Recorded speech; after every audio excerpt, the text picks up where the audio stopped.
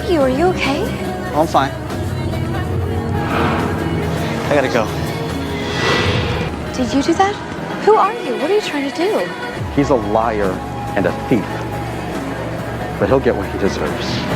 The idea of a ghost made Melinda very skeptical. In her opinion, her friend Damon was just an ordinary comic artist. She immediately opened her computer to check Damon's latest updated comic, and found that the scene in the drawing exactly corresponded to the moment when the ghost had tricked Damon. The professor guessed that Damon could predict the future through his paintings, but Melinda didn't agree. She judged that the ghost had seen the comic first and then replicated the reality, based on the picture. To search for clues, Melinda had been keeping an eye on Damon's comic updates. Not long after Damon updated his comic again, and a ghost appeared in the picture, Melinda immediately realized that Damon was in danger. She quickly found Damon and reminded him that he was being haunted by the ghost. But Damon completely didn't believe it. He just thought it was a coincidence and turned and left directly. As soon as Damon reached the middle of the road suddenly froze rapidly. Melinda hurriedly shouted and warned, and rushed forward to protect him, but as her fingertips touched the ice layer, she was sucked into the fantasy world of the comic. When she opened her eyes again, Melinda was on the frozen lake, and looked down to see a ghost's body lying quietly beneath the ice. After returning to reality, Melinda immediately called the police, and the police quickly recovered the body. Jim told her that the deceased was named Shane, but the autopsy results determined that his cause of death was accidental drowning.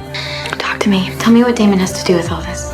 Damon took my life. The ghost's answer made Melinda even more puzzled. She actively went to Shane's parents' house, and finally found out the truth of the whole matter. Shane grew up in a restructured family, and his younger brother Clint was very fond of comics. Shane was lacking love in his childhood and was lonely inside. He was deeply healed by seeing his brother's comics. The comics gave him comfort and strength, and he wanted to help his brother realize his dream of publishing. So he took his brother's drawing manuscript to comic artist Damon. But Damon was indifferent and wouldn't even take a close look, and directly rejected all the works. Even so, Shane still kept the original manuscript with hope. When he was on his way home, he chose to cross the lake by a shortcut, but didn't notice that the ice layer wasn't solid enough, and accidentally fell into the water and drowned. The day after the incident, Clint came to Damon's book signing event, with anger in his eyes, and immediately pulled out a utility knife. Damon sensed something was wrong and hurriedly dodged and ran away.